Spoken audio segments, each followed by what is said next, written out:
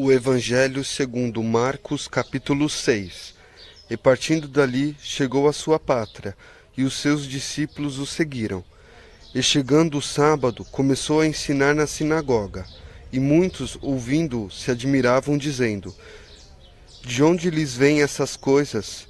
E que sabedoria é esta que lhe foi dada? E como se fazem tais maravilhas por suas mãos?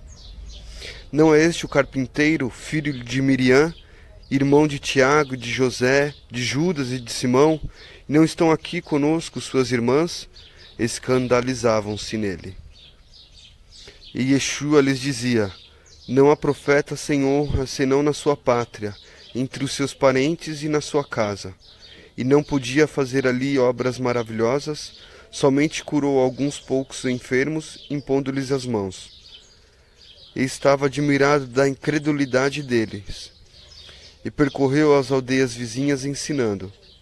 Chamou a si os 12 e começou a enviá-los a 2 e 2 e deu-lhes poder sobre os espíritos imundos.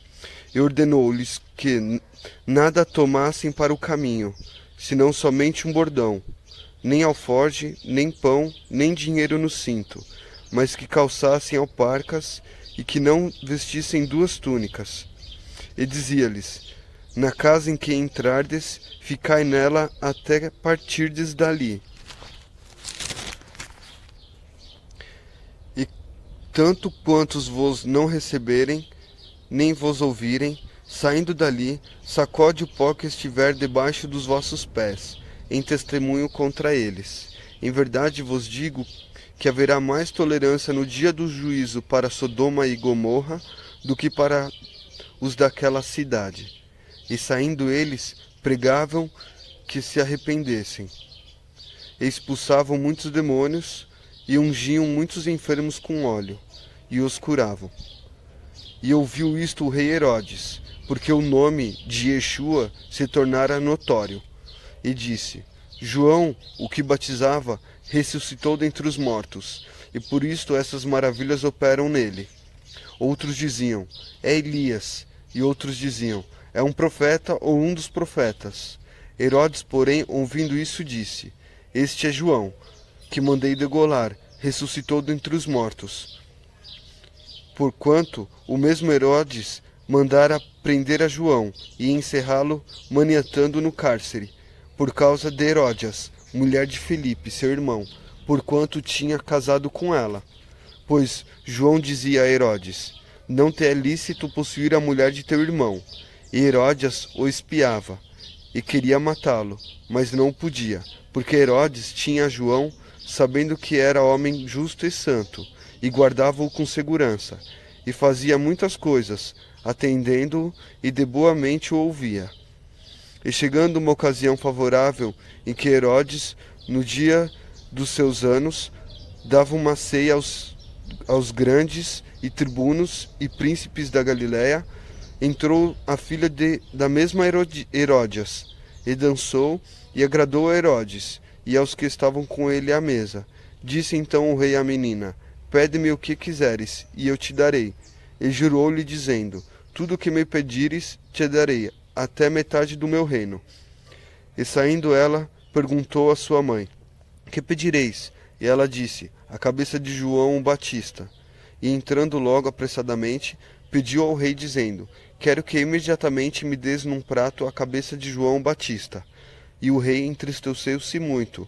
Todavia, por causa do juramento e dos que estavam com ele à mesa, não lhes quis negar. E, enviando logo o rei ao executor, mandou que ele trouxesse ali a cabeça de João. E ele foi e degolou-o na prisão. E trouxe a cabeça num prato, e deu à menina, e a menina a deu à sua mãe. E os seus discípulos, tendo ouvido isto, foram, tomaram seu corpo e o puseram num sepulcro. E os apóstolos ajuntaram-se a Yeshua e contaram-lhe tudo, tanto o que tinham feito como o que tinham ensinado. E ele disse-lhes: Vinde vós, aqui à parte, a um lugar deserto, e repousai um pouco, porque havia muitos que iam e vinham, e não tinham tempo para comer. E foram sós num barco para um lugar deserto. E a multidão os viu partir, e muitos o conheceram, e correram para lá, a pé de todas as cidades, e ali chegaram primeiro do que eles, e aproximavam-se dele. E Yeshua saiu, viu uma grande multidão e teve compaixão deles, porque eram como ovelhas que não têm pastor, e começou a ensinar-lhes muitas coisas.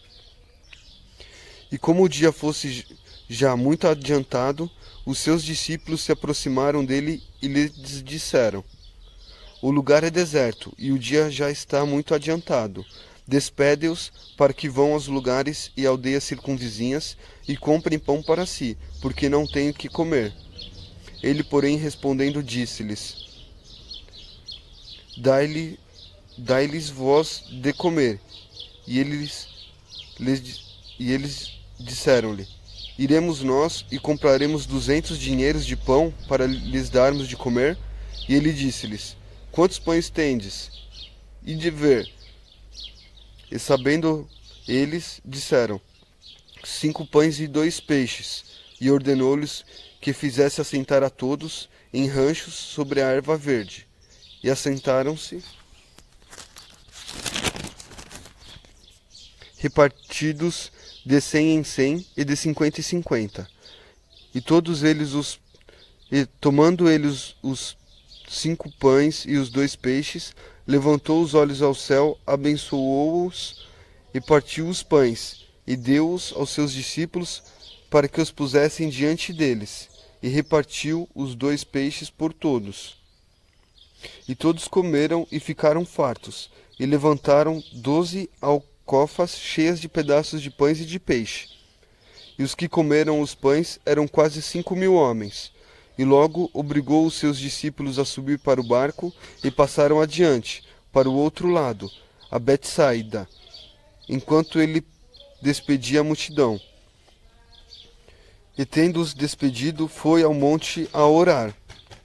E, sobrevindo a tarde, estava o barco no meio do mar e ele sozinho em terra. E vendo que se fadigavam a remar, porque o vento lhes era contrário, perto da 4ª vigília da noite, aproximou-se deles, andando sobre o mar, e queria passar-lhes adiante. Mas, quando eles o viram andando sobre o mar, cuidaram que era um fantasma, e deram grandes gritos, porque todos os viam, e perturbaram-se. Mas logo falou com eles e disse-lhes: Tem bom ânimo, sou eu, não temais. E subiu para o barco para estar com eles. E o vento se aquietou, e entre si ficaram muitos assombrados e maravilhados, pois não tinham compreendido o milagre dos pães. Antes o seu coração estava endurecido. E quando já estavam no outro lado, dirigiam-se à terra de Genezaré, e ali atracaram. E saindo eles do barco, logo o conheceram, e correndo toda a terra em redor, começaram a trazer-os em leitos, aonde quer que saibam que eles estavam, os que se achavam enfermos. E onde quer que entrava, ou em cidade, ou em aldeia, ou no campo, apresentavam os enfermos nas praças, e rogavam-lhe que os deixassem tocar aos menos na orla da sua roupa, e todos os que lhe tocavam saravam.